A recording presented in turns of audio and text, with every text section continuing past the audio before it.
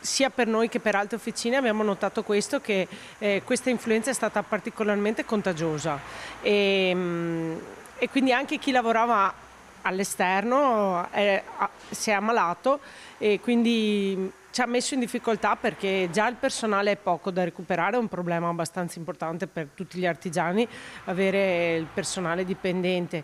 In più ammalato, ecco, ci ha veramente messo in difficoltà questa stagione invernale. Ma inverno tanto malandato dai tempi del Covid, tra i 50.000 padovani colpiti dall'influenza, anche gli addetti di attività produttive in piccole realtà come quelle degli autoriparatori artigiani, la difficoltà si è sentita di più.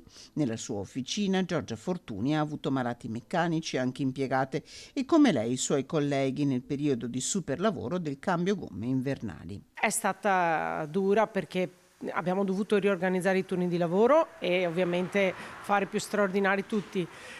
Siamo arrivati a fine stagione stanchi, perché effettivamente coprire i colleghi che erano ammalati ha un po' messo tutte le officine in difficoltà. 100.000 casi in più in Italia da una settimana all'altra, secondo i dati registrati dall'Istituto Superiore di Sanità.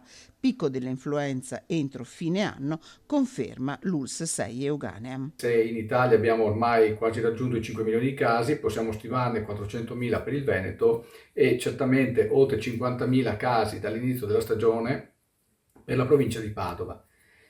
Il numero elevato di casi ovviamente aumenta anche il numero dei ricoveri e i casi gravi di influenza. Abbiamo superato il trentina di casi nella provincia di Padova, nei 4 ospedali dell'ULSS 6, e quindi la nostra raccomandazione è sempre quella di tenersi coperti nella vaccinazione, ma anche ridurre i contatti sociali, soprattutto se si è raffreddati oppure con sintomatologia respiratoria. Vaccinati nel Padovano un bambino su 4 sotto i 6 anni, un cittadino su 2 tra gli over 65.